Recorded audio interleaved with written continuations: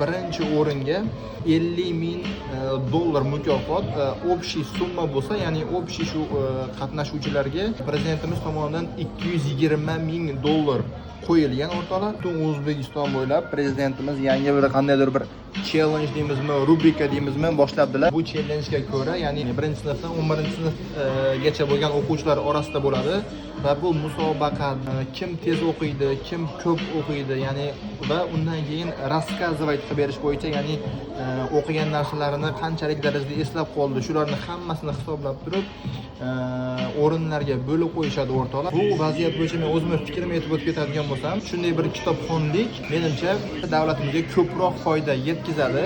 Buning uchun men juda ham xursandman.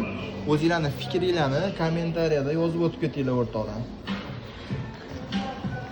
Birinchi o'ringa 50 ming dollar mukofot общий summa bo'lsa, ya'ni общий shu qatnashuvchilarga prezidentimiz tomonidan 220 ming dollar qo'yilgan o'rtoqlar. Butun O'zbekiston bo'ylab prezidentimiz yangi bir qandaydir bir challenge deymizmi, rubrika deymizmi boshlabdilar. Bu challenjga ko'ra, ya'ni 1-sinfdan 11-sinfgacha bo'lgan o'quvchilar orasida bo'ladi va bu musobaqa kim tez o'qiydi, kim ko'p o'qiydi, ya'ni va undan keyin рассказывать qilib berish bo'yicha, ya'ni o'qigan narsalarini qanchalik darajada eslab qoldi, shularni hammasini hisoblab turib o'rinlarga bo'lib qo'yishadi o'rtoqlar. Bu vaziyat bo'yicha men o'zimning fikrimni aytib o'tib ketadigan bo'lsam, shunday bir kitobxonlik menimcha davlatimizga ko'proq foyda yetkazadi.